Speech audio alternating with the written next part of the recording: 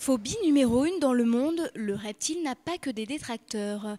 Pour certains, il est même l'animal de compagnie idéal devant les chiens ou les chats. Boa constrictor, iguanes, caméléons, tortues et grenouilles, les Français sont de plus en plus mordus de reptiles. Pas étonnant donc de voir fleurir des magasins un peu partout dans l'Hexagone, comme ici à Paris.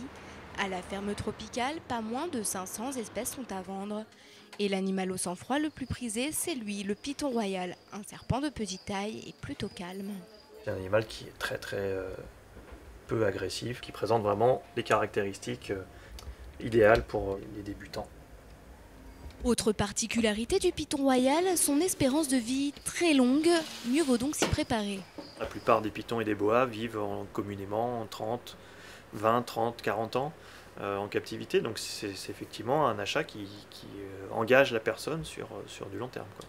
Bon à savoir également si vous voulez acheter votre premier reptile, côté caractère, ils n'ont rien à voir avec les autres animaux de compagnie. Contrairement à Médor, votre python, lui, ne viendra jamais s'enrouler autour de votre jambe pour fêter votre retour à la maison. Dans le terme animal de compagnie, on sous-entend un lien affectif réciproque entre l'animal et son propriétaire. Le reptile, lui, le propriétaire s'y attache, mais le reptile n'a jamais de sentiment en retour envers son propriétaire. Et si vous n'êtes pas totalement refroidi par son manque de chaleur, prévoyez un budget conséquent. Vivarium, source de lumière, cachette et alimentation, comptez minimum 300 €, une somme qui peut tripler selon le spécimen choisi. Pour prendre cette taille-là, ça coûte environ une centaine d'euros. Il faut de la nourriture vivante, donc des grillons, des sauterelles. Ça coûte entre 3 et 6 € une boîte. Sachez quand même qu'il y a des réglementations très strictes à suivre.